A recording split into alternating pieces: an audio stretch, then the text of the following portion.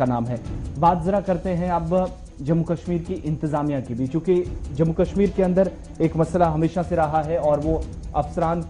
की कमी या फिर डिपार्टमेंट्स में तालमेल ना होना एक बड़ी परेशानी थी, मगर अब अफसरान की मजीद तैनाती के लिए फैसला लिया गया है और department of personal and training यानी DOPT की तरफ से तैयारी की गई है कि 17 मजीद ऑल इंडिया सर्विसेज के जो अफसरान हैं उनको जम्मू कश्मीर के अंदर लाया जाएगा और जो खाली असामियां हैं या एडिशनल चार्जेस कहीं पर दिए गए, कहीं पर इजाफी बोझ अफसरान पर डाला जाएगा, उसको कम से कम करने की कोशिश होगी। इस वक्त कुल जो जम्मू कश्मीर में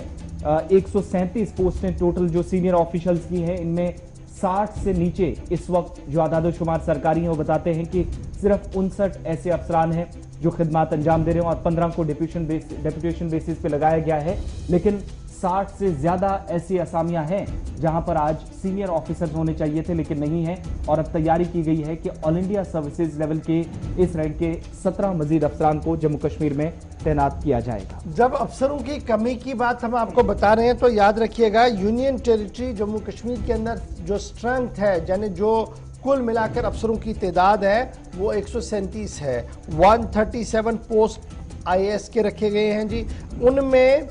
एक बाइफर्केशन है। 75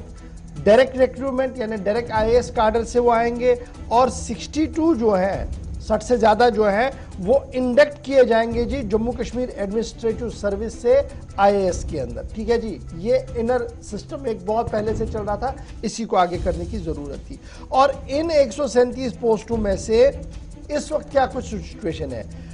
तकरीबन 60 के करीब 59 IAS ऑफिसर्स पोस्टेड है जम्मू कश्मीर के अंदर। 137 में से तकरीबन 60 के करीब IAS अफसर पोस्ट किए गए हैं जी जम्मू कश्मीर के अंदर। इनमें भी 7 IAS अफसर ऐसे हैं जो सेंट्रल डेपुटेशन पर हैं, 8 ऐसे हैं जिन्हें यूनियन टेरिटरी लद्दाख के लिए दे दिया गया है और टोटल 15 इस वक्त कुल मिलाकर है जी जो जम्मू कश्मीर के अंदर आपके पास काम कर रहे हैं। ऑन रिकॉर्ड जो बातें हैं वो ये है कि जम्मू कश्मीर के पास 60 IAS अफसर हैं जिनमें कुछ सेंट्रल डेपुटेशन पर है, कुछ लद्दाख की डेपुटेशन पर है और उन 60 में से वो एक शख्स भी है जिसके बारे में यह कहा जा रहा था कि उसने नौकरी छोड़ दी है, शाह फैसल। आज के दिन भी शाह फैसल ने नौकरी छोड़ी है, उन्होंने इस्तीफा दिया था लेकिन उनके इस्तीफे को आज के दिन भी कबूल नहीं किया गया है। इस तरीके की इतलात है ऑन रिकॉर्ड, जब आप खंगालेंगे तो आपको पता लगेगा। उन फरिश्तों में जो अफसरों के नाम है उनमें आपको शाह फैसल का नाम भी दिखेगा जो गालिबन पिछले 3 साल से कुर्सी पर है ही नहीं, लेकिन अभी भी काडर है क्योंकि उसका इस्तीफा मंजूर नहीं हुआ है। उसके बाद अब जो लोग जरा बाहर हैं और कुछ लोग जो डेपुटेशन पे, फटाफट से आप जरा सुन लीजिएगा ताकि आपको अंदाजा लग सके कि सीनियर मोस्ट अफसर कौन कहां पर है। IAS अफसर जम्मू कश्मीर के अंदर जो है जो करंटली डेपुटेशन पर है उनमें प्रदीप कुमार त्रिपाठी साहब, सुधांशु पांडे जी है, प्रदीप कुमार नायक है, राजकुमार गोयल और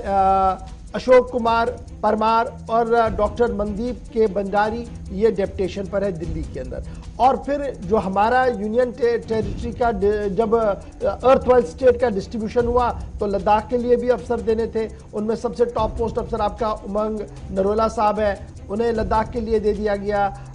फिर पवन कोतवाल साहब वो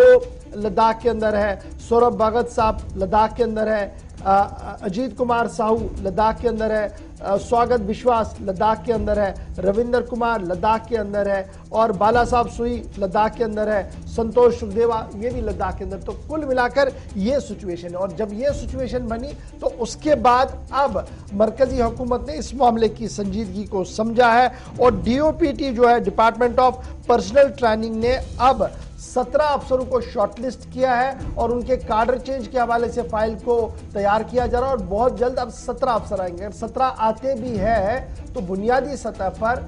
आपका मामला सेट नहीं होता क्योंकि अभी भी तफावत रहेगी। स्टाफ स्ट्रेंथ जो जितनी आपकी है और जो आपकी प्रेजेंट पोजीशन रहेगी उसमें भी काफी ज्यादा तफावत अभी देखने को मिलेगी और ये एक बड़ी वजह है मेरे ख्याल से जो एडिशनल चार्ज और 10 तरह की बातें हम देख रहे थे कि ऐसा क्यों हो रहा है। दरअसल हमारे जम्मू कश्मीर के अंदर अफसर ही नहीं है जिसकी वजह से लैतुलैत से काम हो रहा है। तो ये जनाब थी सूरत हाल। DOPT 17 नए अफसरों की तैनाती कर रहा है, इस सिलसिले में ऑर्डर्स बहुत जल्द जारी होंगे और ये जो शॉर्टेज से ओवरकम करने की बात है इसमें अब उम्मीद लगाई जा रही है कि इस साल के आखिर तक ये मामला कहीं ना कहीं हल हो सकता है।